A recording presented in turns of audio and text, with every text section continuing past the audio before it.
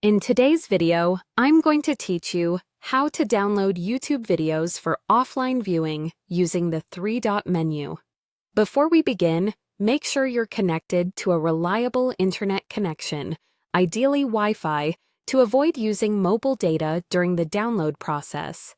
First, sign in to your YouTube account. Being signed in ties your downloads to your account, so they stay available across your devices where this feature is supported. If you use multiple accounts, double-check that you're in the right one to avoid confusion later. Next, open the video you want to save for offline viewing. Take a moment to confirm it's the correct video by checking the title, channel, and runtime. Let it load for a second so the interface displays all available controls. Now, look for the three-dot icon located under the video. This menu is where YouTube places extra options. On many phones, it appears near the right side, beneath the title or next to other controls. If you see it, tap it to open the menu. If you don't see the three dots or the menu looks different, that can happen depending on your device, app version, region, or the type of content. Some videos don't allow downloads due to rights restrictions, and in some regions, downloads are only available with certain account types. Inside that menu, look for the download option and select it.